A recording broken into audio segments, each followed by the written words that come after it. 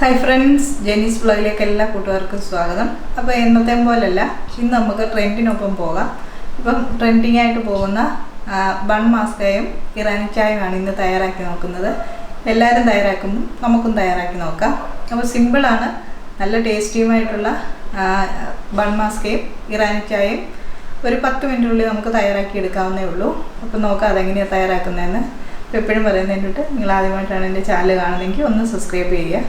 കൂടെ വരുന്ന bell icon enable ചെയ്ത് വെച്ചാൽ ഫ്യൂച്ചർ ഞാൻ വരുന്ന വീഡിയോസിൻ്റെ ഒക്കെ നോട്ടിഫിക്കേഷൻ നിങ്ങൾക്ക് ലഭിക്കും. അപ്പോൾ നമുക്ക് വീഡിയോയിലേക്ക് പോകാം.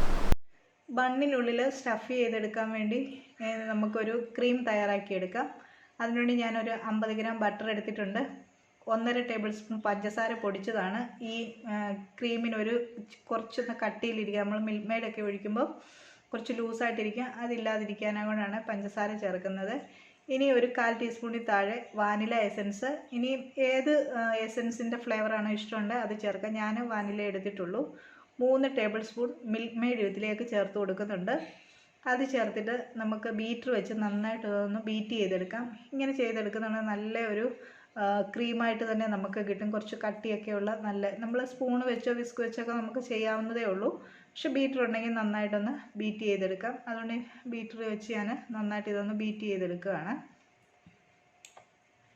ഇപ്പോൾ ഇവിടെ നന്നായിട്ട് ഈ ക്രീം റെഡി ആയിട്ടുണ്ട്. ഇനി ഇതിലേക്ക് ഞാൻ എടുക്കുന്നത് ഒരു 4 പാൽ ബണ്ണ് എടുത്തിട്ടുണ്ട്. നല്ല സോഫ്റ്റായിട്ടുള്ള ബണ്ണാണ്. ഞാനിത് കട്ട് ചെയ്യുമ്പോഴറിയുന്നത് ആ ബണ്ണിനകത്തിൽ ഈ നമ്മുടെ ഉണക്കമുന്തിരിയൊക്കെ ചേർന്ന ഒരു ബ്രെഡാണ്. സാധാരണ അങ്ങനെ തന്നെ ക്രീം തേച്ച് കൊടുത്താലും മതി. ഇനി ഒന്ന് ചൂടാക്കിയതിന് ശേഷമാണ് എടുക്കുന്നതെങ്കിൽ നന്നായിരിക്കും. അതുകൊണ്ട് ഞാൻ ഒരു പാനിലേക്ക് കുറച്ച് ബട്ടർ ഒന്ന് തേച്ച് കൊടുത്തിട്ടുണ്ട്. അതിലേക്ക് ഒരു 2 ബണ്ണ് ഒന്ന് ചൂടാക്കി എടുത്തിട്ടുണ്ട്. ഇതേപോലെ എടുത്തു വെച്ചിരിക്കുന്ന ബണ്ണെല്ലാം നമുക്ക് ചെയ്തെടുക്കാവുന്നതേ ഉള്ളൂ. ആദ്യം തേച്ച് കൊടുത്ത ബട്ടർ അതിലുള്ളതുകൊണ്ട് രണ്ടാമത് ഞാൻ അതെല്ലാം അഡ്ജസ്റ്റ് ചെയ്താണ് എടുത്തിരിക്കുന്നത്. ഇപ്പോൾ ബണ്ണ് നന്നായിട്ട് ഒന്ന് ചൂടാക്കി എടുത്തിട്ടുണ്ട്. ഇനി ഇത് രണ്ടായിട്ടൊന്ന് മുറിച്ചെടുക്കണം. മുറിച്ചെടുക്കുമ്പോൾ ലാസ്റ്റ് ഞാൻ കുറച്ചൊന്ന് വിട്ടു പോകാത്ത രീതിയിൽ ഞാൻ വെച്ചിട്ടുണ്ട്. എന്നിട്ട് അതിനുള്ളിലേക്കാണ് ഞാൻ ഈ നമ്മൾ ആദ്യമേ തയ്യാറാക്കി വെച്ചിരിക്കുന്ന ക്രീം നന്നായിട്ടൊന്ന് തേച്ച് കൊടുക്കുന്നത്. അത് മുറിച്ചെടുക്കുമ്പോൾ അറിയാം അതിനകത്തിൽ ഉണക്കമുന്തിരിയാണ് അതിനകത്തിലിരിക്കുന്ന ബണ്ണിനകത്തിലുണ്ട്. അതും നമുക്കൊരു നല്ലൊരു ടേസ്റ്റാണല്ലോ, ഓൾറെഡി അതിനകത്തിലുള്ളത് തന്നെയാണ്.